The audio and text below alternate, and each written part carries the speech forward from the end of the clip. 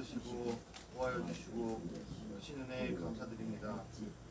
화목하고 건강한 믿음의 가정을 허락하신 주님, 오늘도 믿음과 정성을 다해 드리는 예배 기뻐 받아주시고 더욱더 신령한 은혜를 더하여 주시옵소서. 이 시간 드리는 예배 기쁘게 받아주실 줄 믿사오며 예수 그리스도의 이름으로 기도드렸습니다. 아멘. 아바 아버지 찬양하시겠습니다.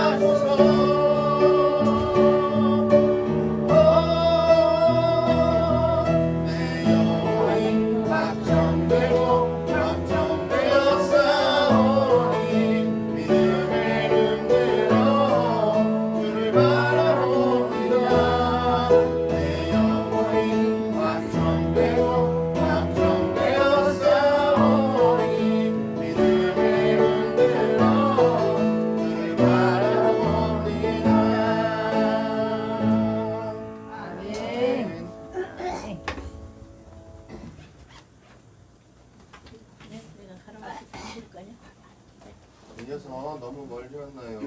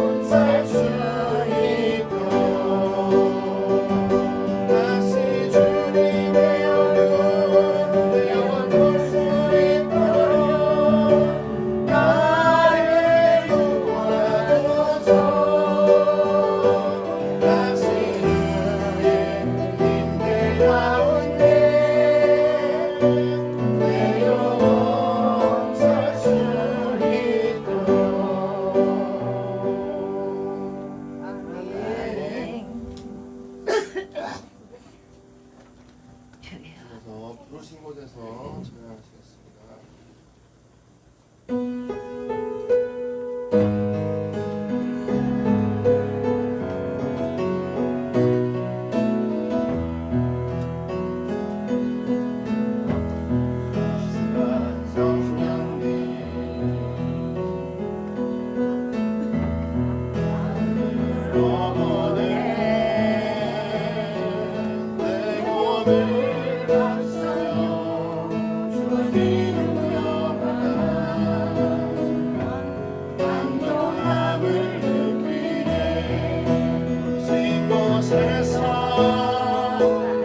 예배하네.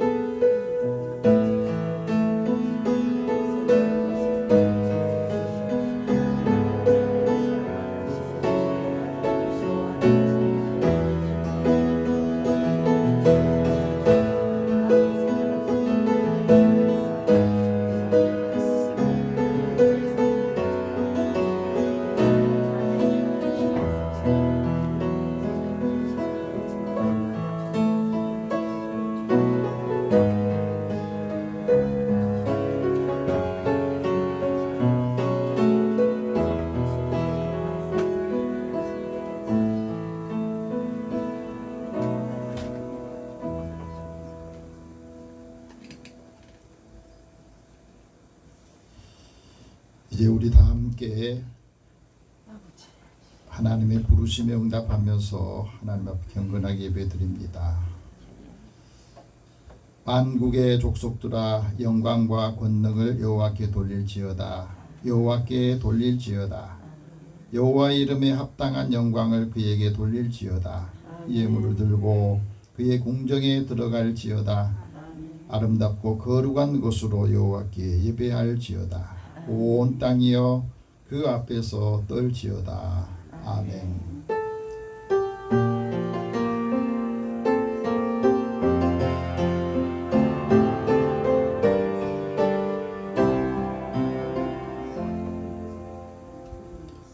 거룩하신 하나님, 세상에서 방황하여 고달픈 인생길을 걸어가던 저희들이 주일을 맞이하여 하나님의 은혜로 또 인도하심으로 주님 앞에 나와 예배드립니다.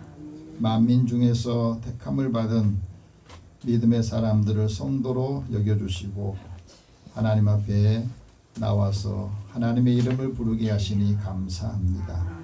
오늘 이 예배를 주님 앞에 온전히 드리게 하시고 우리의 예배를 흠양하여 주옵소서.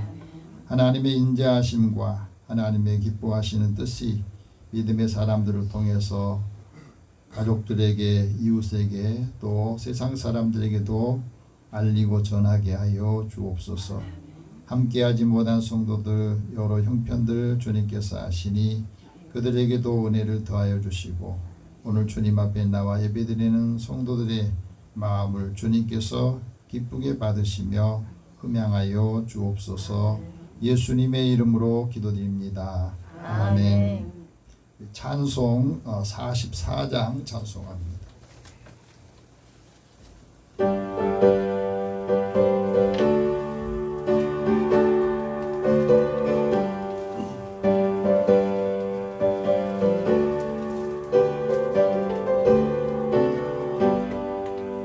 지난 일의 동안에 예수 인도했으니 주의 존에 모여서 감사 찬송합니다.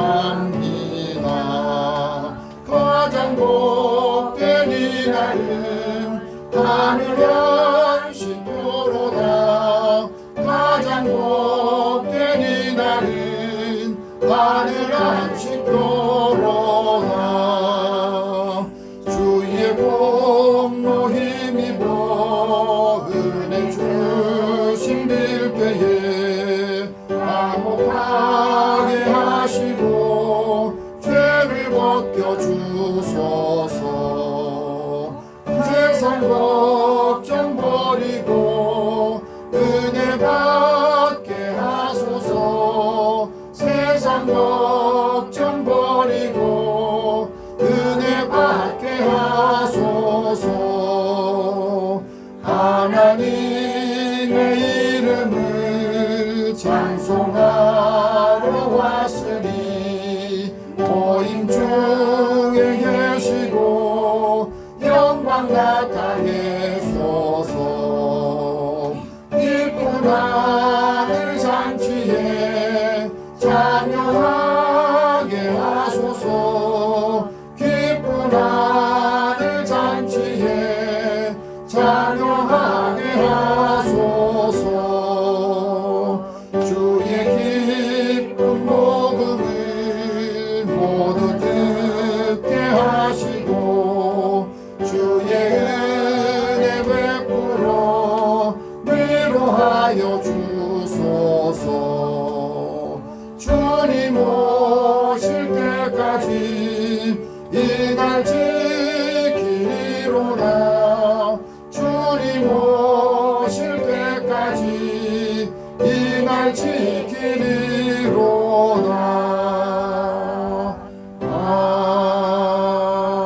아멘. 이제 한 주간의 우리 삶을 돌아보면서 하나님 앞에 고백 기도를 드립니다. 십자가의 보혈로 우리를 구원하여 주신 주님, 저희들은 아무 공로가 없지만 하나님께서 우리를 사랑으로 또 긍휼히 여기심으로 인하여서 하나님의 자녀가 되었습니다. 하지만 아직도 옛사람을 벗어버리지 못하고 예수 믿기 전에 구습이 아직도 우리의 마음에 또 삶에 남아 있어서 늘 신앙생활하는 데 걸림돌이 되기도 합니다. 하나님을 알면서도 하나님을 영화롭게 하지 못하고 감사할 일이 있어도 감사하지 못한 삶을 살인 한 주간이 되었음을 고백합니다. 우리의 마음이 허망해지고 때로는 미련한 마음으로 어두워져서 스스로 지혜있다 하지만 어리석은 일들을 경험하기도 합니다. 오늘도 사랑하는 자녀들이 주님 앞에 나와 한 주간의 삶을 주님 앞에 고백하고 또 불편한 것, 또 부족한 것들을 주님 앞에 다 아뢰고 마음에 복잡한 생각들도 이 시간에 고백의 기도를 통해서 다 정리하게 하시고 또 죄책감이나 또 죄로 인하여서 걸림돌이 되는 것들, 사람과 관계 속에서 마음에 불편한 것들도 주님 앞에 다 고백하고 이 시간에 내려놓으려고 합니다. 하나님께서 믿음의 사람들이 회개하고 기도할 때에 치유와 또 회복의 은혜를 더하여 주시고 마음의 위로와 평강을 얻게 하여 주옵소서. 우리 함께 하나님 앞에 고백의 기도를 드리겠습니다. 살아계신 하나님, 주의 은혜를 사모하는 자녀들을 부르셔서 주님 앞에 나와 우리의 삶을 하나하나 고백하렵니다. 마음속 깊은 곳에 숨겨놓은 것들, 다른 사람이 알까봐 눈치 보고 또 마음이 불편한 감정들도 털어놓지 못하면서 늘 기도해도 시원하지 않고 하나님 앞에 나와서 있어도 그 걱정과 근심이 마음을 누르고 있는 것들은 내 속에 있는 것들 중에 가장 근원적인 것들을 해결하지 않고 그것을 덮어두기 때문인 것을 깨닫게 하여 주시고 우리에게 마음의 자유를 얻도록 하기 위해서 죄를 고백하고 얘기하면서 다시 하나님 주시는 마음, 새 마음으로 우리의 마음이 갈아타기를 원합니다. 미워하는 감정에서 사랑하는 마음으로 또 질투하는 마음에서 하나님의 은혜를 함께 나누고 연합하는 마음으로 바꾸게 하여 주시고 또 그리스도인들이 살아가는 삶의 자리에서 주님의 넓으신 마음, 하나님의 깊은 사랑을 받고 함께하는 사람들에게도 이 사랑을 알고 이 사랑을 나눠주고 이 사랑에 오늘 보이도록 인도하여 주셔서 오늘도 사랑하는 자녀들 가운데 육신의 고통과 아픔을 당한 사람들도 주님께서 위로하여 주시고 또 그 마음의 슬픔이 계속 반복되고 지속되지 않도록 끊어내게 하여 주시고 주의 은혜를 사모하는 마음을 갖게 하여 주셔서 근심이 변하여서 기도가 되고 또 하나님의 찬양을 하는 믿음의 사람들을 하나님께서 축복하여 주시옵소서. 우리의 마음에 걸리는 것, 닫혀있는 것도 다 이 시간에 마음을 열고 주님 앞에 고백할 때 걸림돌이 됐던 것이 이제는 반석이 되어서 하나님 우리의 믿음을 통해서 많은 사람들의 영혼을 구원하도록 인도하여 주옵소서. 모든 것을 주님 앞에 다 의탁하고 의뢰하며 예수님의 이름으로 기도드립니다. 아멘. 하나님께서는 자기 죄를 고백하며 사함받기를 원한 자에게 말씀합니다. 내 모든 죄와 허물을 주님 앞에 다 고백하고 회개하였으니 내 모든 죄와 허물을 사하노라. 그러므로 그리스도 예수 안에 있는 자에게는 결코 정죄함이 없느니라. 아멘. 이제 사도신경으로 신앙 고백합니다. 나는 전능하신 아버지 하나님 천지의 창조주를 믿습니다. 나는 그의 유일하신 아들 우리 주 예수 그리스도를 믿습니다. 그는 성령으로 잉태되어 동정녀 마리아에게서 나시고 본디오 빌라도에게 고난을 받아 십자가에 못 박혀 죽으시고 장사된 지 사흘 만에 죽은 자 가운데서 다시 살아나셨으며 하늘에 오르시어 전능하신 아버지 하나님 우편에 앉아 계시다가 거기로부터 살아있는 자와 죽은 자를 심판하러 오십니다. 나는 성령을 믿으며 거룩한 공교회와 성도의 교회, 죄를 사하심과 몸의 부활과 영생을 믿습니다. 아멘. 성시교독 83번 함께 교독하겠습니다.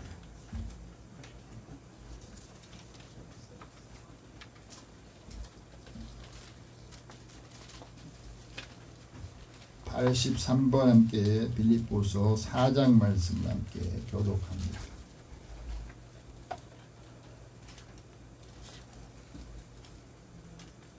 주 안에서 항상 기뻐하라. 내가 다시 말하노니 기뻐하라. 너희 가정을 모든 사람에게 알려라. 주께서 가르치시니라. 아무것도 염려하지 말고 다만 모든 일에 기도와 간구로 너희 구할 것을 감사하고 하나님께 아뢰라. 그리하면 모든 지각에 뛰어난 하나님의 평강이 그리스도 예수 안에서 너희 마음과 생각을 지키시리라. 끝으로 형제들아, 무엇이든지 참되며 무엇이든지 경건하며 무엇이든지 오르며 무엇이든지 정결하며 무엇이든지 사랑받으라며 무엇이든지 칭찬받으라며 무슨 덕이 있든지 무슨 기림이 있든지 이것들을 생각하라. 너희는 내게 배우고 학고 듣고 공부하라.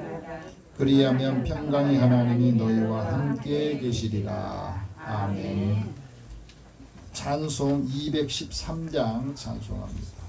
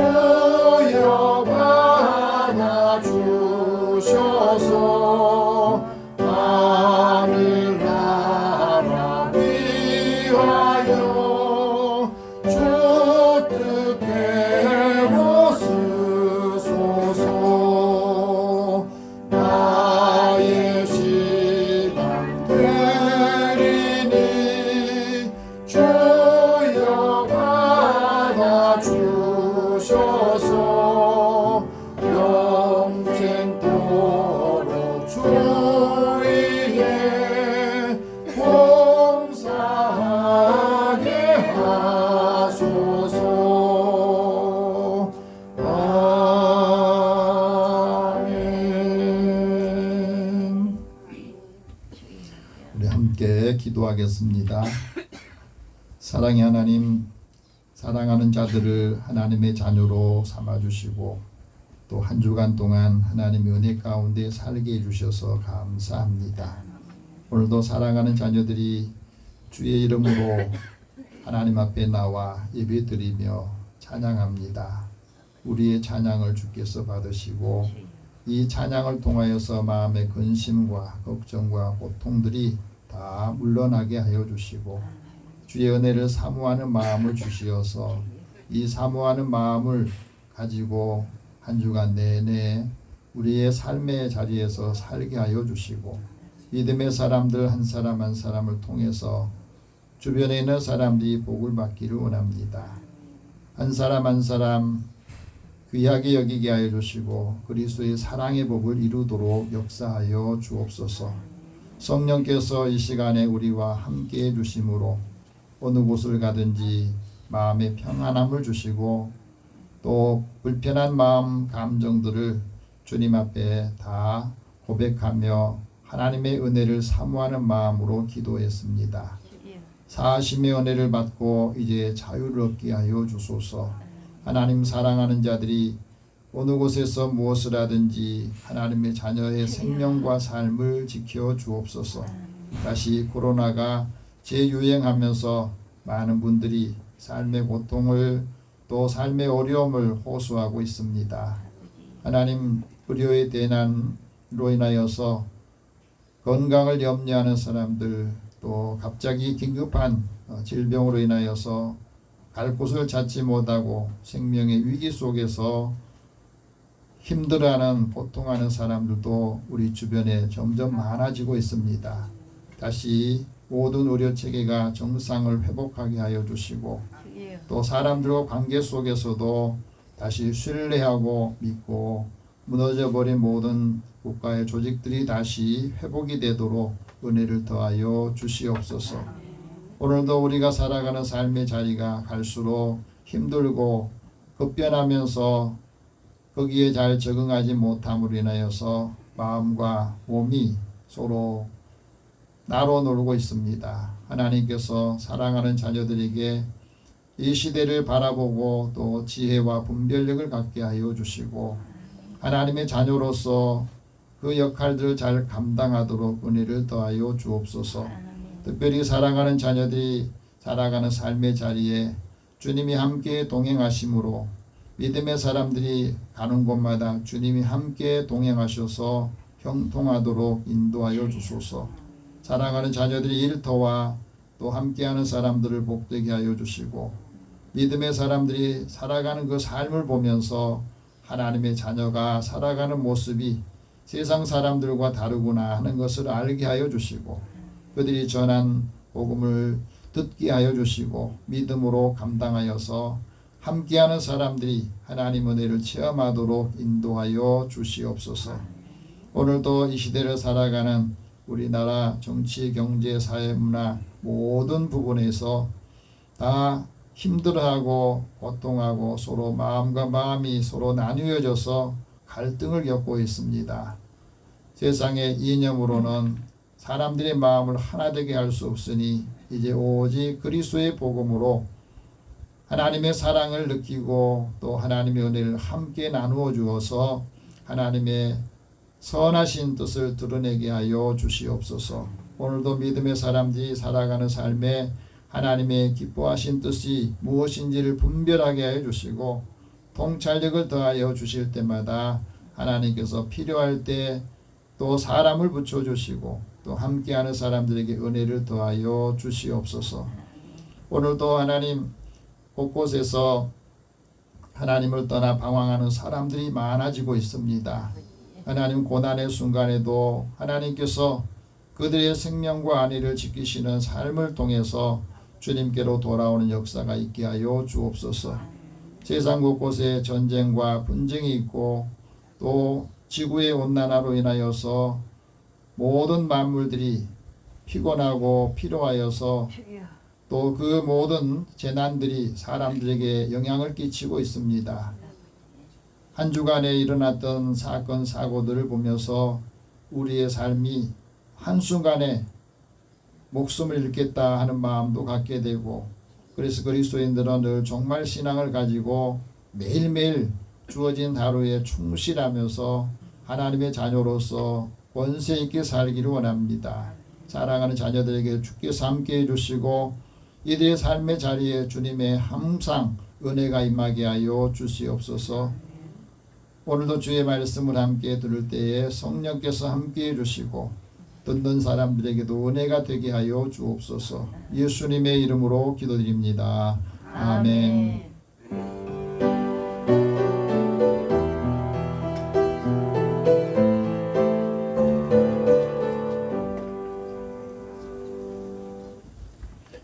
오늘 하나님께서 우리에게 주시는 말씀 신약성경 빌립보서 1장 27절에서 29절 말씀입니다.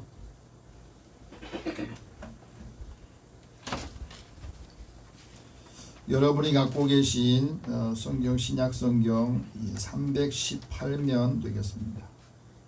같이 이 말씀을 읽으면서 하나님께서 사도 바울을 통해서 빌립보 교회에 주셨던 말씀을 우리도 함께 우리에게 주신 말씀으로 받기를 원합니다. 같이 읽겠습니다. 오직 너희는 그리스도의 복음에 합당하게 생활하라. 이는 내가 너희에게 가보나 떠나 있으나 너희가 한 마음으로 서서 한 뜻으로 복음의 신앙을 위하여 협력하는 것과 모든 일에든지 무슨 일에든지 대적하는 자들 때문에 두려워하지 아니하군 이 일을 듣고자 함이라. 이것이 그들에게는 멸망의 증거요 너희에게는 구원의 증거니 이는 하나님께로부터 난 것이라. 그리스도를 위하여 너희에게 은혜를 주신 것은 다만 그를 믿을 뿐 아니라 또한 그를 위하여 고난도 받게 하려 하심이라. 아멘. 잠깐 기도하겠습니다. 사랑의 하나님, 오늘도 하나님께서 우리에게 한 주간에 살아갈 삶의 지침을 주시고 이 말씀을 가지고 한 주간 살 수 있도록 주신 말씀을 기억하게 해 주시고 우리 생활에 적용하여서 하나님의 말씀이 살아있고 그 말씀이 우리를 활력 있는 삶으로 만들어서 하나님이 기뻐하신 일들 감당하기를 원합니다. 우리에게 주님 이 말씀을 들을 때 주님의 음성을 듣게 하여 주시고 듣는 마음으로 받아서 하나님의 지혜와 총명과 분별력을 갖게 하여 주옵소서. 예수님의 이름으로 기도드립니다. 아멘. 우리 옆에 계신 분에게 서로 인사 나눕시다. 하나님 당신을 사랑하십니다. 하나님 은혜가 함께하기를 축복합니다. 요즘에 코로나가 다시 확산되면서 많은 분들이 고통들을 호소하고 의료체계가 붕괴된 상태에서 걱정들을 많이 하고 있습니다. 여러분들이 늘 건강한 마음으로 몸으로 한 주간 살기를 축복합니다.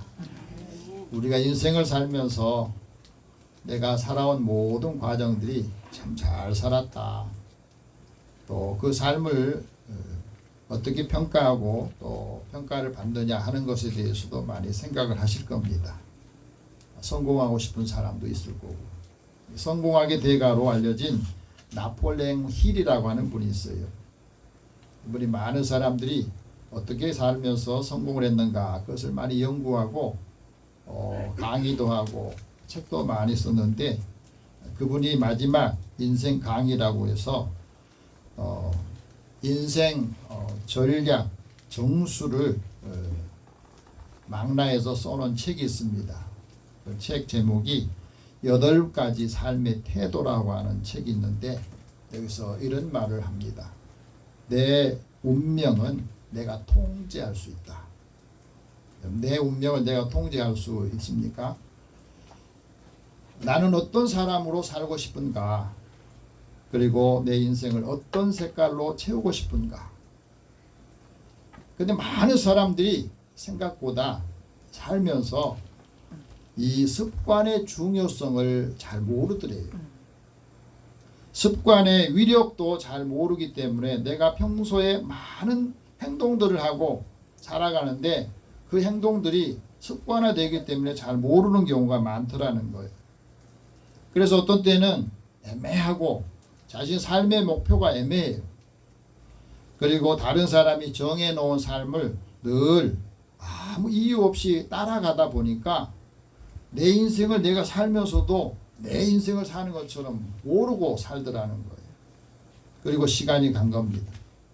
사람의 마음속에는 긍정적인 마음과 부정적인 마음이 뒤섞여 있어가지고 어떤 때는 긍정적으로 생각하고 말하다가 어떤 때는 늘 부정적인 것에 내 마음이 노출되다 보니까 해야 할 수 있는 것도 하지 못한다고 포기하는 일도 많아지더라는 거예요.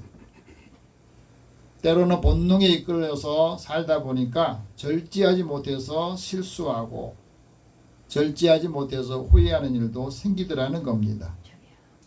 이런 모든 과정들을 보면은 외부에서 오는 그 힘에 의해서 사람들이 영향을 받는데 사실은 자신의 삶을 자기가 주도해야 행복하고 자신의 삶을 자기가 주도적으로 살아야 성공하기도 하더라는 겁니다.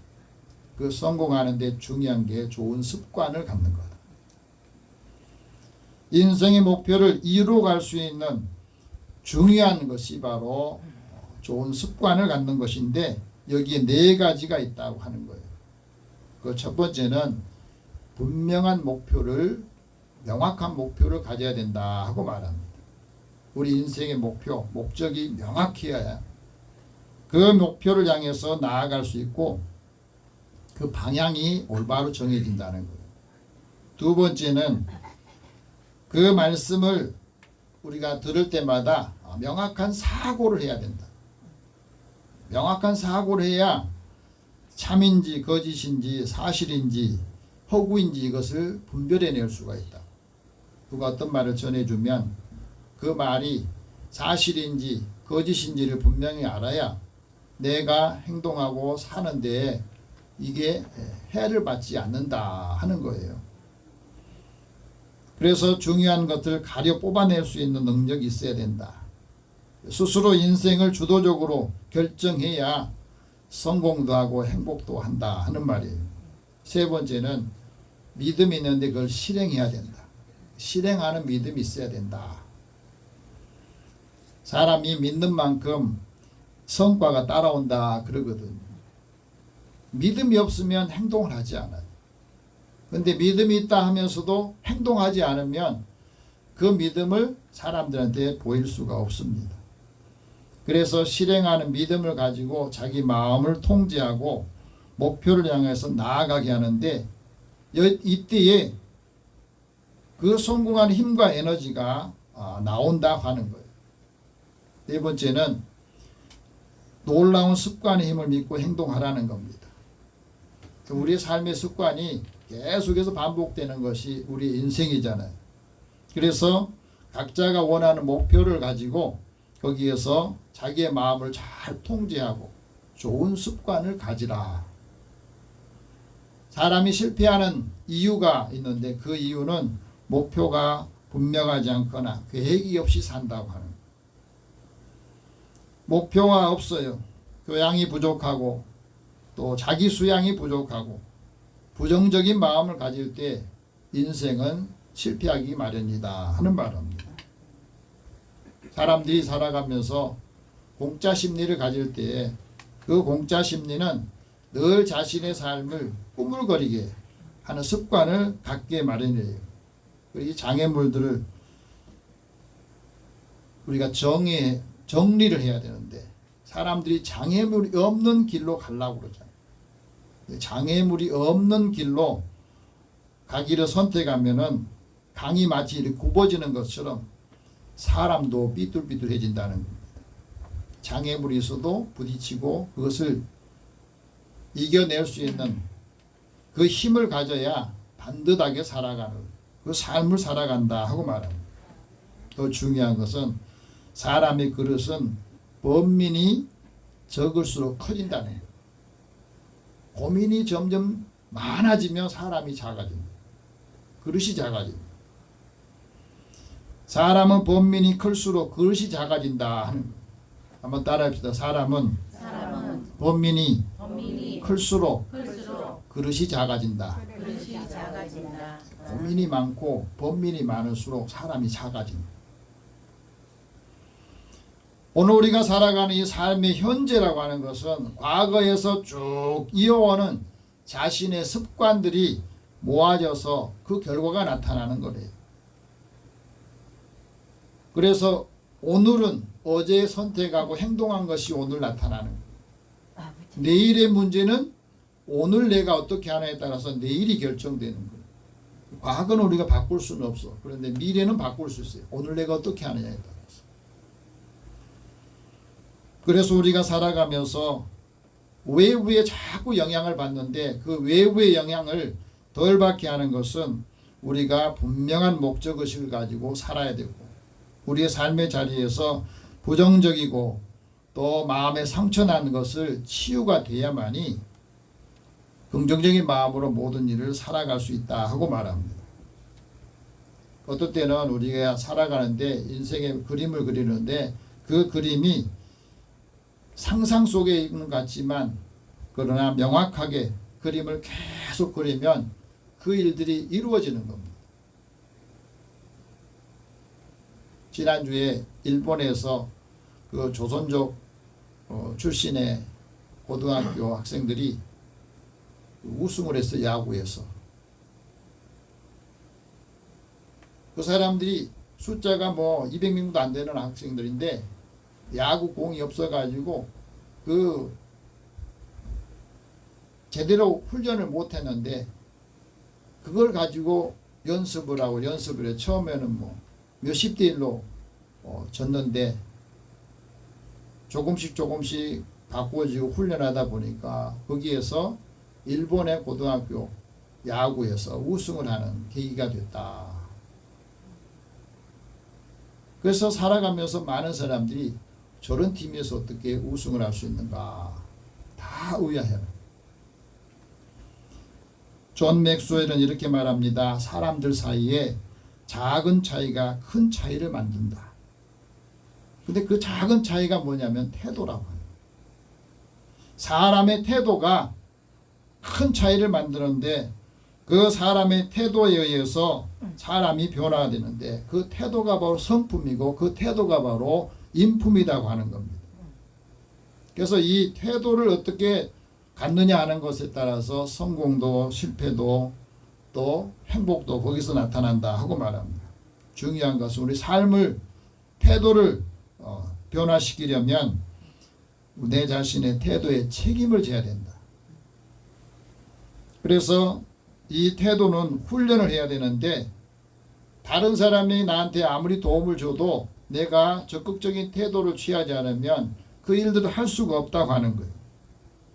그가 가진 재능이 아무리 뛰어나도 그것을 계속해서 준비하고 훈련해야만이 성공을 이룰 수 있다 하는 말입니다. 여러분 습관이 행동에 영향을 주고 그 행동이 결과에 영향을 준다는 말이 있어요. 그래서 영향력 있는 사람들을 이끌 수가 있는데 영향력이라고 하는 말은 그 안에 있는 내적인 성품과 튼튼한 인간관계를 통해서 사람을 이끌고 영향을 준다고 하는 말이에요.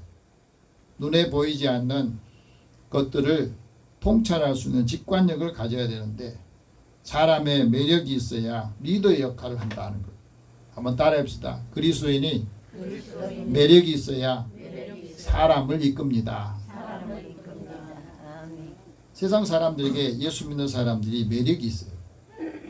그래야 그 말에 힘이 있고 그 한마디 말에도 사람들이 영향을 받고 따라오는 힘이 있다고 하는 거예요. 자, 오늘 하나님께서 사도 바울을 통해서 우리에게 말씀합니다. 복음에 합당하게 생활하라. 한번 따라합시다. 복음에 합당하게 생활하라. 우리가 매일매일 사는데 나는 지금 어떤 기준을 가지고 사는가, 무엇을 근간으로 살아가고 있는가 하는 것을 오늘 이 말씀을 들으면서 다시 정리해 보시기 바랍니다. 그리스도인이 매일 생활하는데 무엇을 내 삶의 근간으로 여겨야 되느냐 하는 거예요. 그리스도 복음을 위해서 선택받은 우리들이 하나님의 자녀로서의 그 권세 있게 살기를 원하십니다. 그래서 하나님의 부르심에 따라서 이 복음이 우리에게 하나님의 의의를 나타내고 또 이 복음이 우리에게 믿음에서 믿음에 이르게 하는 그 힘을 갖게 해주는데, 그래서 오직 그리스도인들은 믿음으로 산다 하는 것을 우리에게 말씀해 주고 있어요. 예수님께서 이 땅에 오셔서 3년 동안 천국 복음을 전하시면서 맨 처음에 사람들에게 했던 말씀이 있어요. 이제 때가 찼다. 하나님 나라가 가까이 왔다. 그러니 회개하고 복음을 믿으라. 예수님께서 왜 처음에 공생의 시작 처음에 사람들한테 하나님 나라가 가까이 왔으니 그 하나님의 나라가 되기려면 먼저 회개하고 복음을 받고 복음을 믿으라 말씀했겠어요. 누구든지 예수님과 복음을 위해서 자기 목숨을 잃으면 구원할 것이다. 예수님께서는 이 천국 복음이 세상 모든 사람들에게 전파되기를 원하셨습니다. 왜? 이 복음이 세상의 모든 곳에 모든 사람에게 전파되어야 나중에 온 세상에 끝이 오기 때문에 그렇습니다. 그런데 이 복음을 전할 때 제일 싫어하는 사람들이 있었어요. 그게 바로 유대교 신앙을 가졌던 율법자들이나 또 종교인들이었거든요.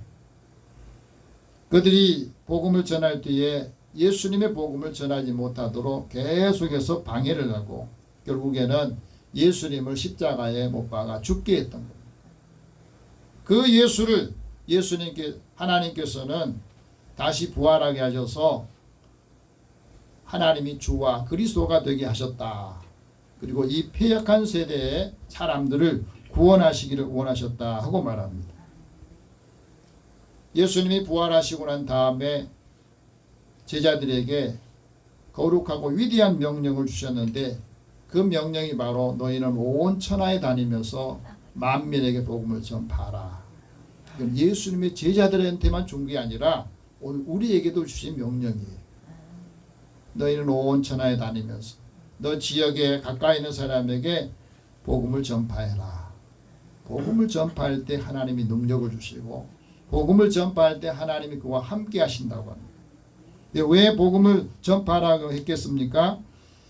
하나님께서는 모든 사람이 예수님을 믿음으로 구원을 얻게 하셨던 거거든요. 그리고 구원은 예수 외에는 다른 것으로 구원하는 일이 없기 때문에 그렇다 하고 말합니다. 유대교 율법주의자였던 사울이 십자가의 복음을 전하고 부활의 복음을 전할 때 예수 믿기 전에는 그것을 반대를 하고 전하지 못하도록 핍박을 했어요. 초대교회 예루살렘 교회에서 처음 직분을 받았던 스데반 집사가 유대인들 향해서 복음을 전하는데 십자가의 복음을 전하고 예수의 복음을 전하면서 그가 이스라엘 백성들에게 이렇게 말합니다. 너희가 이스라엘 백성들이 성령을 거스르고 예수님을 잡아주어서 살인자가 되었다. 예수님이 이 땅에 오셔서 복음을 전할 때에 예수의 복음을 가로막고 예수님을 십자가에 내주어서 결국에는 살인자가 되었다. 그 말을 들 때 유대인들이 가슴이 찔림이 왔거든요. 마음에 찔림이 왔어요. 그런 찔림이 왔을 때 사람은 두 부류로 나타나거든요. 하나님 말씀을 들을 때에 마음에 감동이 올 때는 아멘하고 은혜를 함께 표현하지만 마음에 찔림이 왔을 때 죄에 대해서 책망을 할 때 찔림이 오면 회개하는 사람이 있고 그 회개를 하지 않고 오히려 말씀을 전하는 사람이고 돌을 던지는 사람이 있어요. 유대인들은 스데반 집사를 성 밖에 내치고 돌을 집어서 사람들한테 같이 동료를 해서 사울을 돌에 맞아 사울이 피를 흘리며 죽게 하는 일들이 생겼습니다. 그 곁에 누가 있었느냐? 사울이라고 하는 율법주의자가 있었던 거예요. 그런데 이 과정을 보면서 스데반이 돌에 맞아 죽는 것을 당연하게 여겼다고 말합니다. 예수 믿기 전에 그의 모습이에요. 그런데 거기서 더 나아가서 사울이 이제 아예 교회 초대교회에 있는 모든 사람들을 핍박하고 아예 없애버리려고 다메섹에 갈 때에 하나님께서 그를 부르십니다. 사울아 사울아 네가 어찌하여 나를 박해하느냐. 이 말씀 보세요. 사울이 직접 이스라엘 사람 다시 말하면 교회 성도들을 박해한 건 아니었는데 성도들을 박해할 때 예수님을 박해한다고 생각했어요.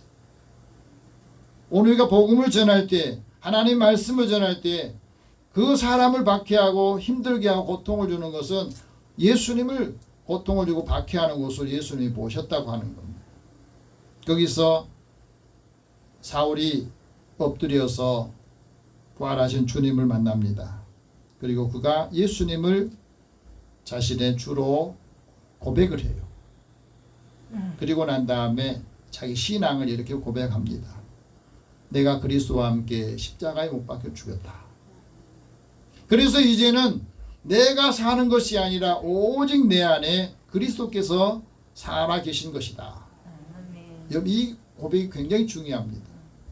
우리가 예수님 믿고 난 다음에 내가 십자가에서 내 자아가 내 모든 것이 다 죽었어요. 그래야 예수로 살고 예수의 모습이 보이는 거예요. 우리 예수 믿는 사람들이 예수의 모습이 안 보이는 것은 내가 살아있기 때문이고 내 자아가 예수님이 하신 말씀을 더 덮고 있기 때문에 예수를 믿는데 예수님이 안 보인다고 하는 거예요. 그래서 이제는 내가 사는 것이 하나님이 나를 사랑하시고 나에게 하나님이 은혜를 주신 그 은혜 가운데서 내가 살고 있다 하고 말합니다. 오늘 우리 모두가 예수님 믿고 이 고백을 할 수 있기를 바랍니다. 내가 그리스도와 함께 십자가에 내 자아가 죽었다. 그래서 나를 드러낸 게 아니다. 이제 내가 사는 것은 예수님이 살아계신 거고 예수로 사는 것이다. 한번 따라해보세요. 예수로 살아야 예수로 살아야 예수의 모습이 보입니다. 내 삶에서 예수님의 모습이 보이고 예수님의 마음이 느껴지고 예수님의 사랑이 사람들에게 전달되어야 된 겁니다. 빌립보 교회 성도들에게 그리스도의 복음으로 생활하라 하는 말씀을 하신 게 바로 20절, 27절 같이 봅시다. 오직 너희는 그리스도의 복음에 합당하게 생활하라. 이는 내가 너희에게 가보나 떠나 있으나 너희가 한 마음으로 서서 한 뜻으로 복음의 신앙을 위하여 협력하는 것이다. 예수 믿는 사람들도 같이 한 마음이 되고 한 뜻이 되어서 협력하기가 참 어려운 게 무엇 때문에 그러겠어요? 다 각각 자기 생각이 다 다른 것을 다 표현을 하거든요. 예수님 하나님의 본체였지만은 이 땅의 구원 사역을 이루기 위해서 하나님과 동등하다고 여기지 않고 사람이 되신 후에는 하나님을 아버지라고 부르십니다. 그래서 사람의 모양으로 사람으로 오실 때에는 예수님은 하나님을 아버지고 예수님은 하나님의 아들로 이렇게 스스로 낮추신 거거든요. 그래서 십자가에 죽으셨는데 그 십자가의 죽으심으로 인해서 모든 사람들이 죄로부터 자유롭고 하나님과 화목하게 됩니다. 그리고 우리에게는 생명을 주셨다 하고 말씀합니다. 그래서 이 복음의 광채가 우리 마음에 비출 때 우리 마음속에 두려움도 걱정도 없어져요. 우리가 예수님 믿고 하나님께 예배 드리고 난 다음에는 우리 얼굴에서 빛이 나야 돼요. 우리 얼굴에서 기쁨이 나와야 되고 우리의 삶에서 하나님의 은혜가 사람들에게 이게 비춰줘야 되는 거예요. 왜? 우리에게 하나님의 영광의 빛을 우리 마음에 비춰주셨기 때문에. 그래서 우리의 삶이 시간이 지나면 우리의 육신은 점점 낡아지잖아요. 얼굴도 변형이 되고 우리의 모습이 점점 피부도 다 늘어지고 그런데 우리의 속사람은 날로 건강해지고 새로워진다 하고 말합니다. 하나님의 영광을 하는 빛이 마음에 있을 때에 삶이 감사하고 또 은혜가 넘치는 삶을 통해서 하나님 앞에 영광을 돌린다고 하는 거예요. 그것을 우리에게 말씀합니다. 그래서 사도 바울이 우리에게도 이 말씀을 하고 있습니다. 그리스도인에게 복음에 합당하게 생활하라. 이 말은 무슨 뜻이냐? 그리스도인이 복음으로 가치 있는 삶을 살아가는 거예요. 복음으로 사는 이 삶이 세상 밖에, 다시 말하면 그리스도 밖에 있는 사람들에게는 아주 고차원적인 삶의 의미를 만드는 거죠. 복음으로 살라 하는 말은 경건하게 살라는 거거든요. 경건하게 살아야 주님을 만날 수 있는 기회를 얻습니다. 경건하는 사람들은 홍수가 범람해도 그거에게 미치지 못할 정도 하나님이 그를 지키신다 하고 말씀합니다. 그리고 경건하게 기도할 때에 하나님께서 그 기도를 들으신다. 사도행전 10장에 보면 로마의 장교였던 고넬료라고 하는 분이 있어요. 이분은 이방인이었는데 로마에서 당시에 하나님을 믿는 사람이었어요. 근데 그가 신앙생활하는데 성경에는 뭐라고 써있냐면 그가 경건하여 온 집으로 더불어 하나님을 경외하였다. 굉장히 중요하잖아요. 하나님 믿는 한 사람이 있으면 그 한 사람 때문에 온 집이, 그 가정뿐 아니라 그 가문이 하나님을 경외하는 믿음을 가지고 사는데 그 삶의 결과는 어떤 일이 있냐면 백성들에게 구제를 많이 하고 항상 하나님께 기도하는 삶을 살았다. 고넬료는 이방 사람입니다. 유대인이 아니고 그리스도인이 되기 전이에요. 그런데도 하나님을 믿으니 그 한 사람 때문에 그 가정과 그 가문이, 그 집안의 사람들이 하나님을 경외하는 믿음을 가졌다는, 영향력 있는 삶을 살고 있다고 하는 게 중요하다는 겁니다. 그런 고넬료에게 하나님이 환상을 보여주면서 요빠에 베드로라고 하는 사람이 있으니 그 사람을 청에다가 복음을 들으라는 거예요. 예수의 복음을 들으라는 거예요. 그러면서 베드로가 지금 무두장이의 집에 유숙하고 있다. 그 집이 해변이다. 거기까지 가르쳐줘요.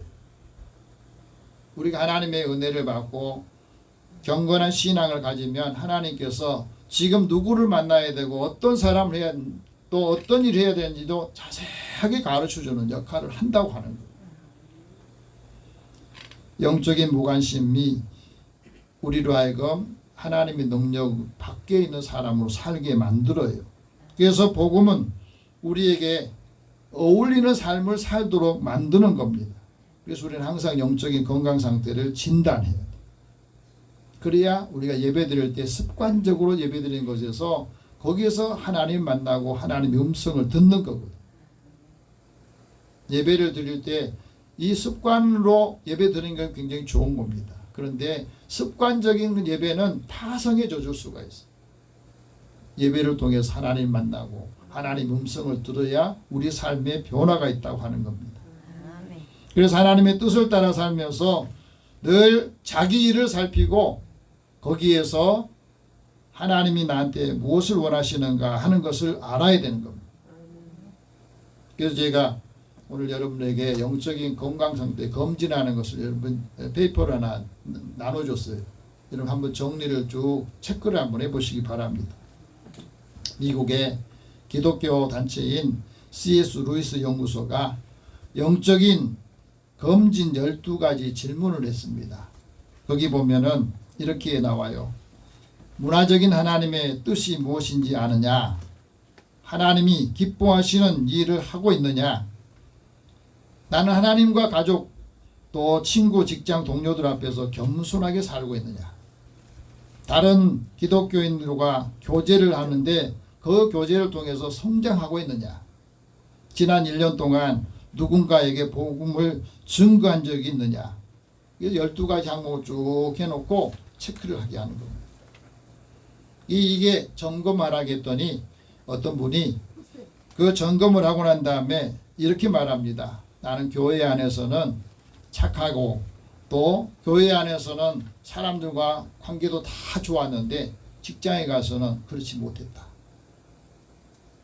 다시 말하면 교회 안에 기독교인으로 살았던 거예요. 다른 사람에 영향을 줄 수가 없다고 하는 거예요. 교회 안에서는 항상 사람들이 웃고 긍정적으로 말하고 살았는데 교회 안에서는 평가가 좋아요.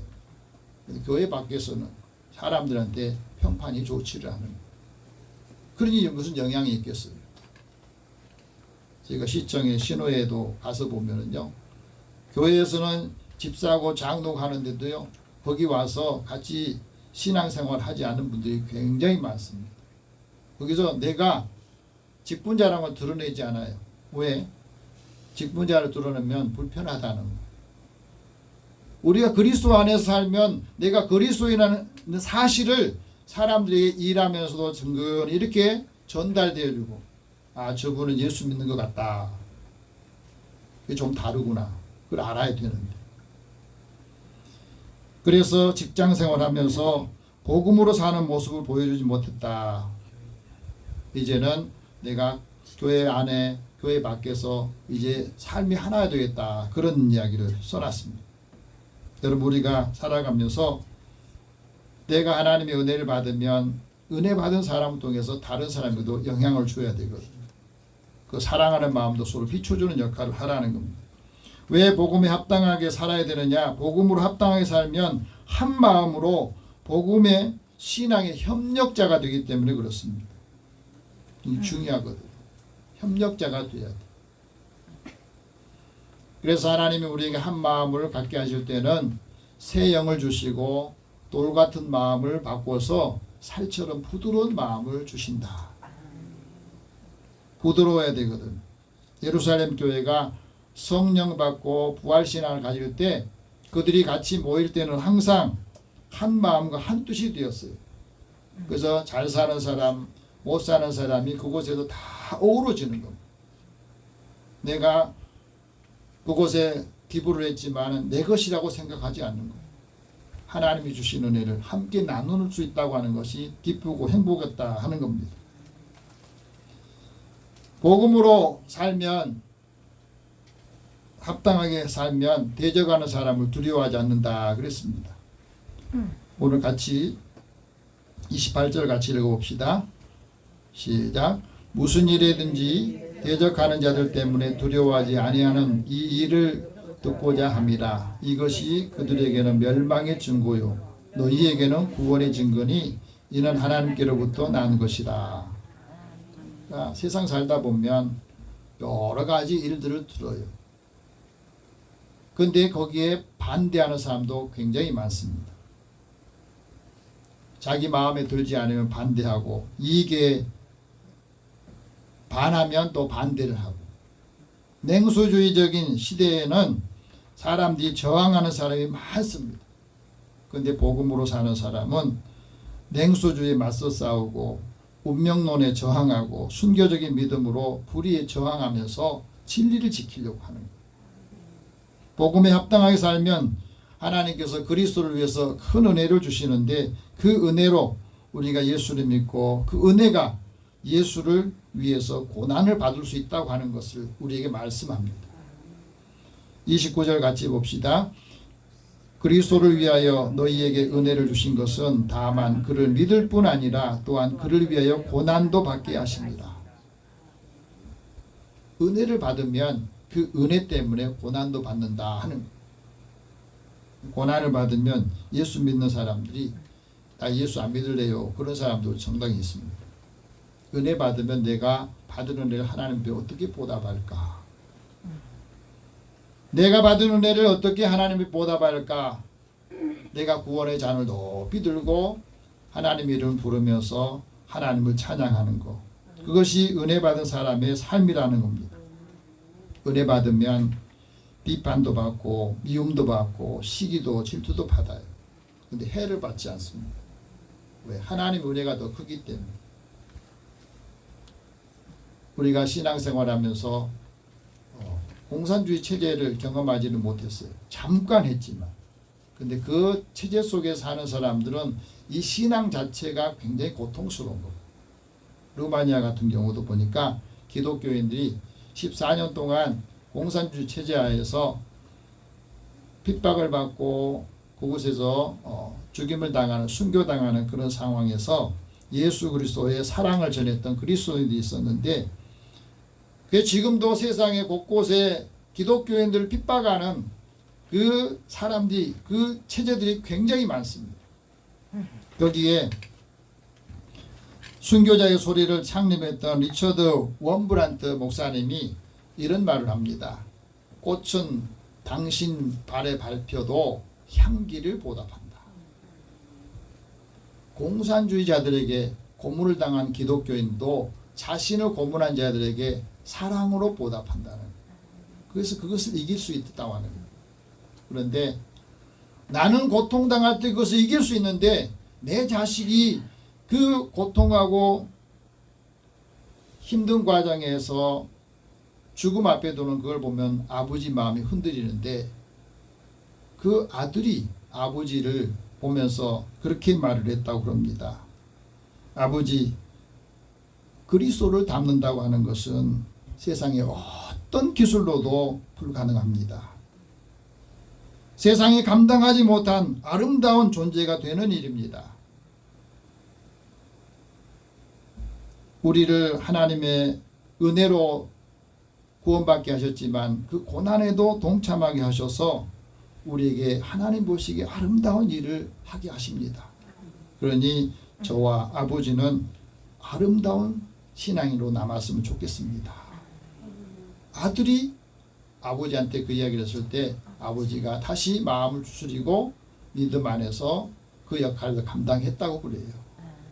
여러분, 우리가 하나님의 은혜를 받고 그 사랑을 받는 사람들이 그 고난의 현장에서 하나님의 은혜를 받는 사람들이 만들었던 그 찬양을 그들이 불렀답니다.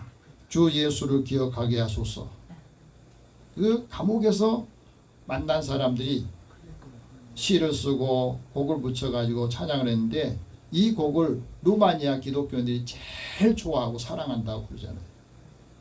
여러분, 모두가 우리 신앙생활하면서 복음에 합당하게 생활하면 마음의 먹구름이 사라지는 거예요. 우리가 복음에 합당하게 생활하면 영원한 빛을 우리에게 비춰주시어서 우리의 삶이 보배가 되게 하십니다. 이 신앙을 가지고 이제 다시 힘을 얻어서 한 주간 승리하는 믿음의 가족 되기를 축원합니다. 기도하겠습니다. 살아계신 하나님 감사합니다. 주의 은혜를 사랑하는 자들의 마음에 하나님의 은혜와 사랑을 더하시고 이제 우리의 삶을 복음에 합당한 삶으로 살게 하여 주시어서 하나님이 기뻐하시고 선하신 뜻을 잘 감당하고 또 사람들에게 선한 영향력을 끼쳐서 주께로 인도하게 하여 주옵소서. 예수님의 이름으로 기도드립니다. 아멘. 찬송 505장 찬송합니다.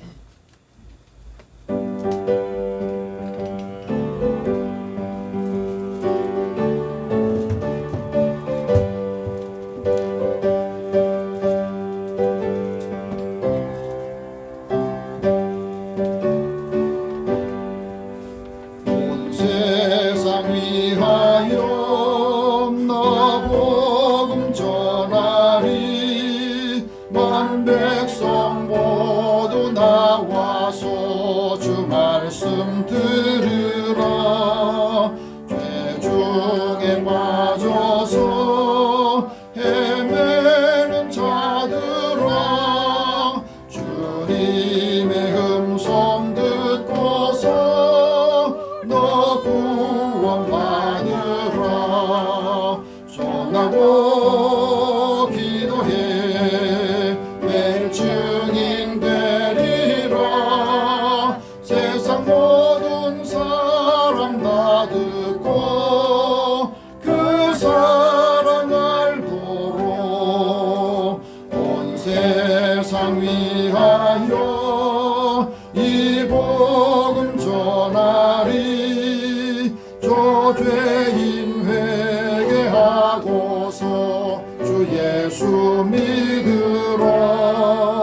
이 세상 구하려 주 돌아가신 것 나 증거하리라. 그 사랑 모르리. 전하고 기도해 매일 증인 되리라. 세상 모든 사람 다 듣고 그 사랑 알도록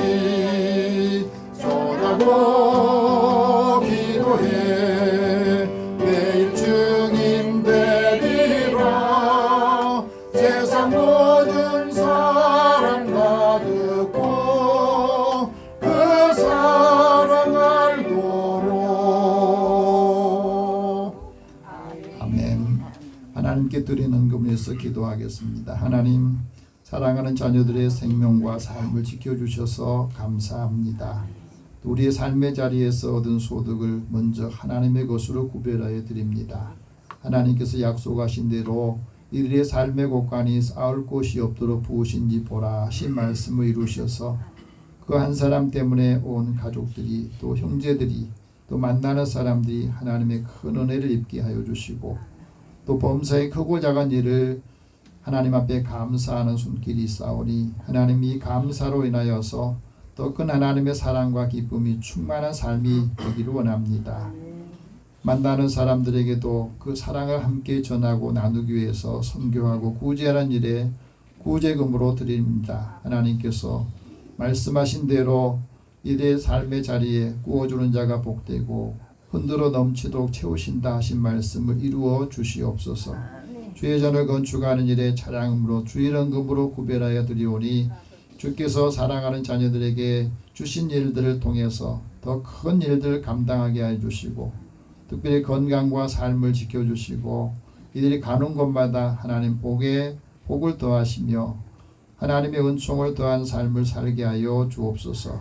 믿음의 사람들이 살아가는 그 삶을 돕는 사람들도 주께서 은총을 더하시고 함께 좋은 믿음의 관계를 통해서 그리스도의 사랑의 복을 이루게 하여 주옵소서. 또 하나님 건강함을 주신 것을 감사합니다. 교회를 위해서 성도를 위해서 봉사하고 예배를 준비하는 믿음의 종들의 손길과 그 헌신을 주께서 받으셔서 하나님이 기뻐하시고 또 선하신 일들 감당할 때마다 하나님의 놀라우신 역사가 있게 하여 주옵소서. 예수님의 이름으로 기도드립니다. 아멘. 교회 소식 잠깐 전하겠습니다. 매일 날씨가 고르지 못합니다. 그래서 여러분들 건강을 위해서 늘 기도하시고 무더위를 잘 이길 수 있기를 바랍니다. 또 한 가지 좀 서운한 소식이 있는데요. 그동안에 우리 교회 반주자가 앞서서 우리 윤명환 선생님 계속해서 반주를 해왔는데 다음 주부터는 모렵겠다 해서 아마 그래서 사임을 하고 반주자 올 때까지는 아마 그 반주기로 이렇게 당분간 해야 될 것 같습니다. 그래서 하나님께서 가는 길을 인도해 주시고 또 하나님의 뜻을 따라서 또 좋은 반주자 올 수 있도록 여러분 기도해 주시기 바랍니다. 우리 잠깐 기도하겠습니다. 하나님, 사랑하는 종에게 믿음을 주시고 그동안에 교회가 어려울 때 또 주신 재능과 달란트를 예배를 통해서 또 성도들과 함께 찬양으로 나눴습니다. 어디를 가든지 또 무슨 일을 하든지 하나님 함께 해주시고 동행하셔서 그 걸음에 주님께서 힘도해 주시기 원합니다. 하나님의 사랑을 함께 나누고 전하는 사랑하는 믿음의 종을 주님께서 그 길을 열어주시고 또 하는 모든 일에 하나님께서 형통하도록 인도하여 주옵소서. 예수님의 이름으로 기도드립니다. 아멘. 이어서 우리 오늘 예배에 참여하지 못한 분과 또 영혼구원에서 같이 기도하겠습니다. 최명규, 노선수, 박창림, 고순호, 임문순, 이혜진, 김영창, 김미자 같이 기도하겠습니다. 사랑의 하나님, 주의 은혜를 사모하는 자들의 마음에 하나님이 함께해 주시고 그리스도의 사랑의 복을 이루게 하여 주시옵소서.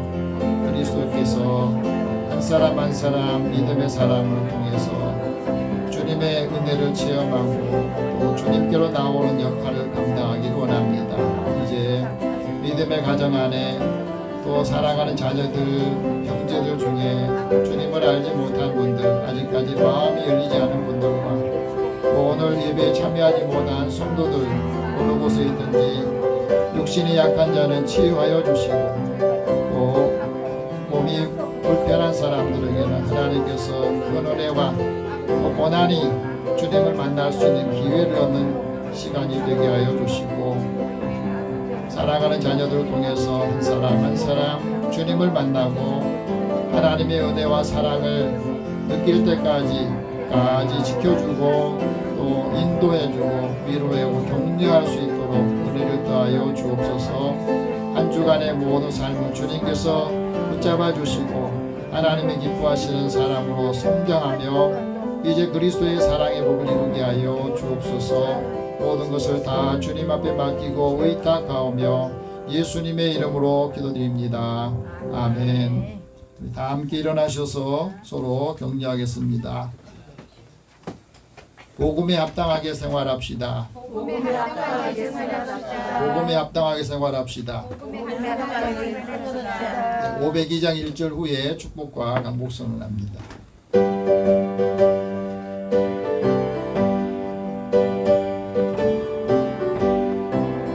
빛의 사자들이여 어서 가서 어둠을 물리치고 주의 진리 모르는 백성에게 복음의 빛 비춰라. 빛의 사자들이여 복음의 빛 비춰라. 괴로운 밤 밝게 비춰라. 빛의 사자들이여. 사랑의 하나님, 주의 자녀들을 부르셔서 이제 하나님의 말씀을 듣고 이 말씀을 삶의 지침으로 삼고 한 주간 살려고 합니다. 가는 곳마다 주님이 함께 하시고 활력 있고 복된 삶을 살게 하여 주시고 건강하고 그 생명을 지키고 가족들과 함께 하나님의 영광을 위해 사는 사람들이 되게 하여 주옵소서. 예수님의 이름으로 기도드리며 이제는 우리 주 예수 그리스도의 은혜와 하나님의 사랑과 성령의 교통하시고 교제하심이 복음에 합당한 삶을 살기를 원하는 주의 자녀들 또 일터와 가정 위에 또 함께 만나는 모든 이들 위에 함께 하실지어다. 아멘.